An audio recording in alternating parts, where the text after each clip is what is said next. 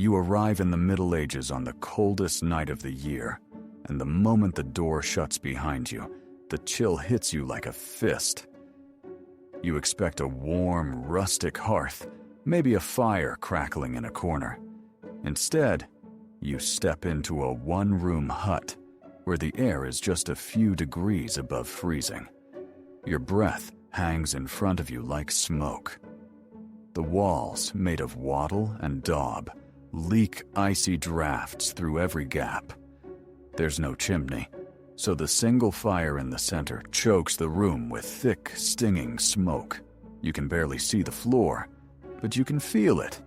Mud, straw, and something else you prefer not to identify. A pig sleeps against the far wall. Not as livestock, as heating.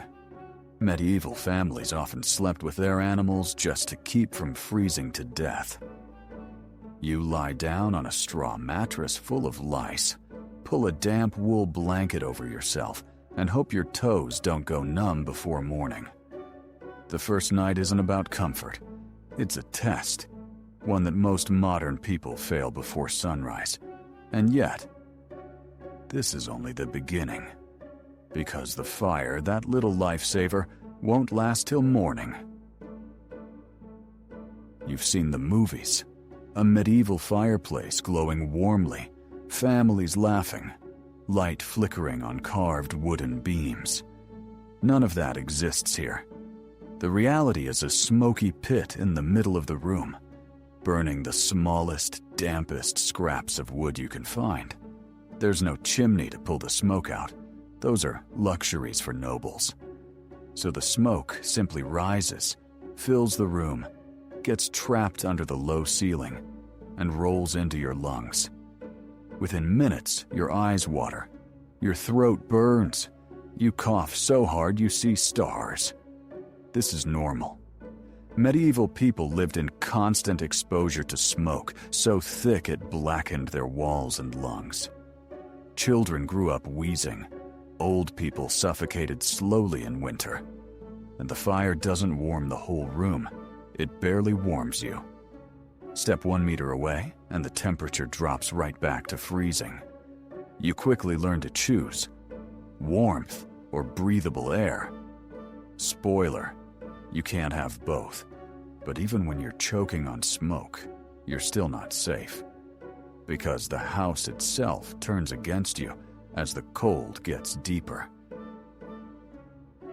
You wake up colder than when you fell asleep. Your blanket is wet. That's not spilled water. It's condensation. In winter, medieval houses sweat like living creatures. Moisture from breath, mud, and animals clings to every surface, then freezes into icy crusts when temperatures drop at night. The walls feel damp to the touch. Mold creeps across beams. Straw rots underfoot. And the smell damp earth, animal musk, stagnant water, and smoke fills your nose until it becomes a taste. You hear scratching in the dark. Rats. They're not guests. They're residents. Fleas chew at your ankles. Lice crawl along your collar. Everyone has them. No one can get rid of them. You try to stretch your fingers, but the joints ache from cold and humidity. Your breath stings your lungs. This isn't just discomfort. It's the perfect environment for sickness, fever, and infections that turn deadly fast. But even if the cold doesn't kill you, something else will, the brutal race against starvation. When morning comes, you expect breakfast. Instead, you get reality. Winter isn't a season here, it's a countdown, and the clock is already ticking. The family checks their food stores, a few sacks of rye, some dried beans, a barrel of sour ale, and maybe a piece of salted pork saved for a holiday. That's it. No fresh vegetables, no fruit, no milk from cows because the animals barely produce anything in winter. Your bread is black, dense, and sour.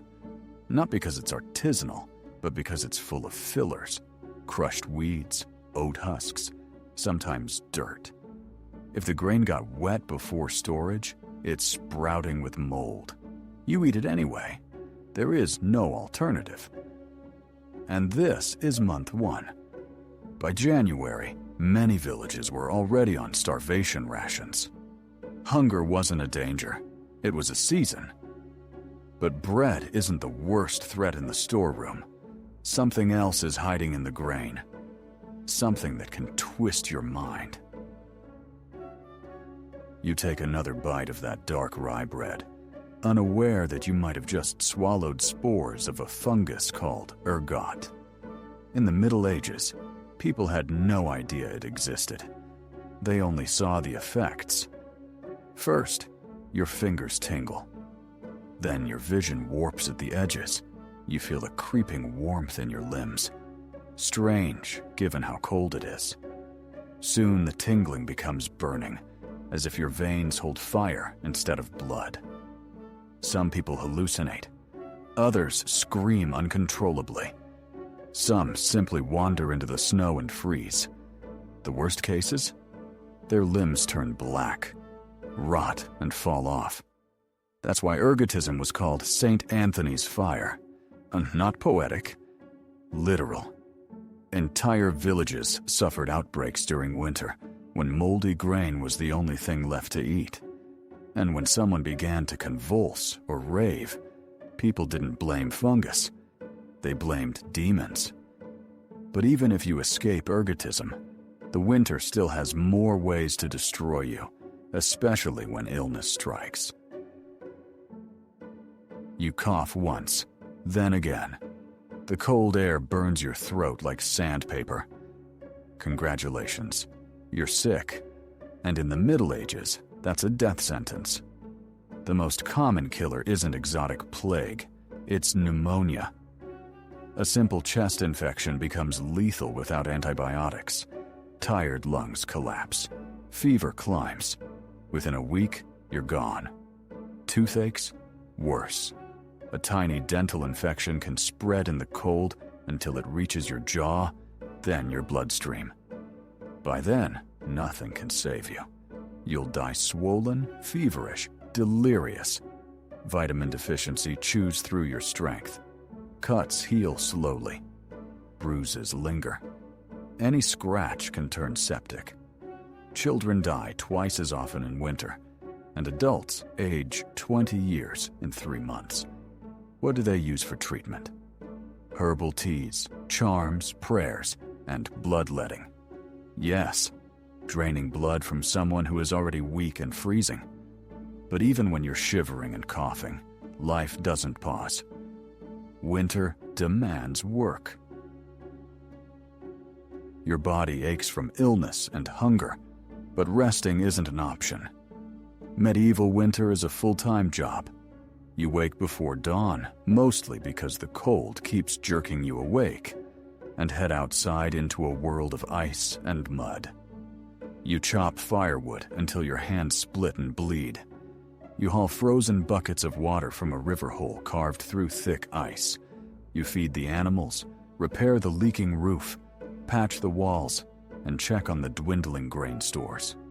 The mud outside stays soft in some places and freezes like iron in others. You slip constantly. You bruise your ribs. You keep going. Everyone does. Survival isn't noble. It's mandatory labor. Children work too. They collect branches, care for animals, and fetch water. Many get frostbite. Some never recover. And if you think at least the village keeps clean, you're about to learn something unforgettable. Water freezes in your cup. It freezes in the bucket. It freezes in the wash basin.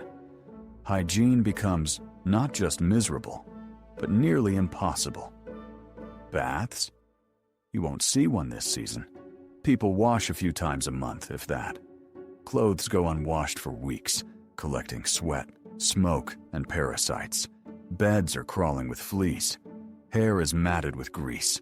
Lice are so common they're considered part of life like dust or rain. Toilet? It's a pit. A frozen pit. Waste builds up in layers, turning into a horrifying sculpture of winter misery. The smell never fully disappears. It just hides beneath the cold. The streets are worse. Animal dung, rotten straw, puddles of foul water, and the occasional carcass of something unlucky. When the snow melts, all of it turns into a brown, reeking river. You breathe this in every day. But breathing isn't the hardest part. The hardest part is staying sane. Winter isn't just a physical nightmare, it's a mental one. Days shrink to a sliver of pale light, maybe 6 hours. You spend most of your time in the dark, listening to the wind claw at the walls. The brain hates isolation. Darkness amplifies every fear. Hunger sharpens every argument. Families trapped in a one-room hut fight, break down, or fall silent from exhaustion. Violence increases. So does despair.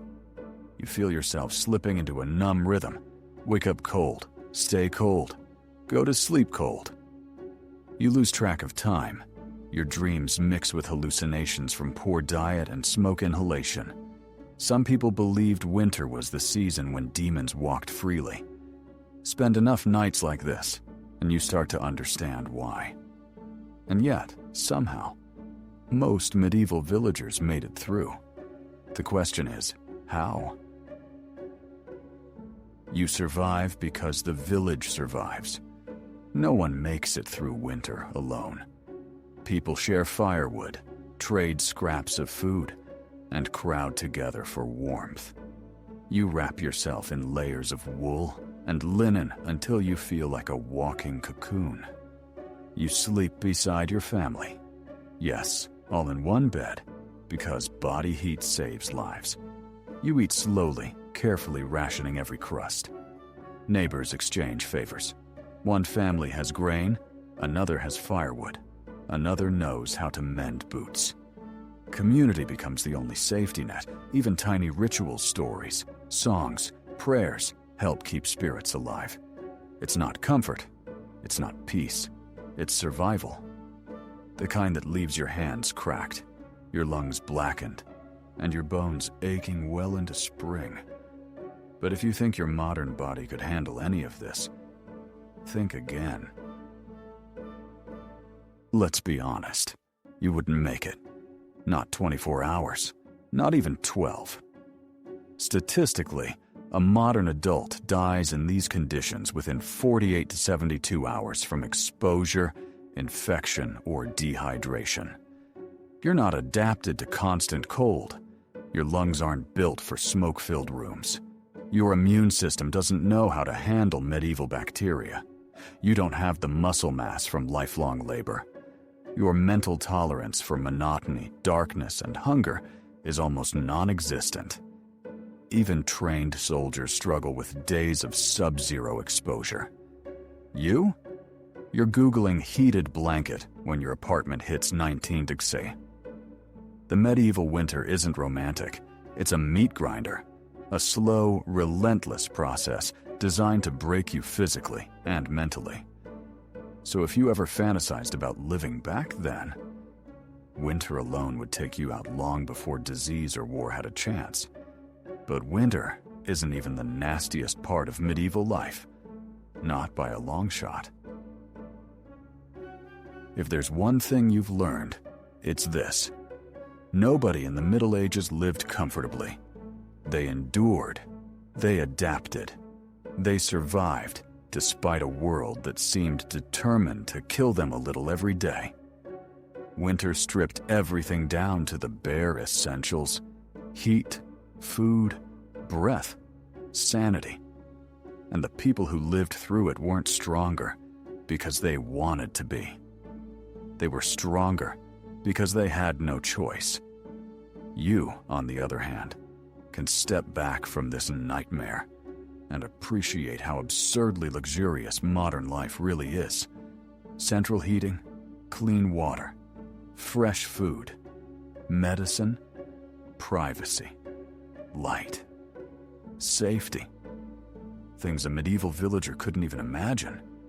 And if you think winter was brutal, wait until you see what they actually ate. Because next time, we're going straight into the world of medieval food. And trust me, your stomach isn't ready.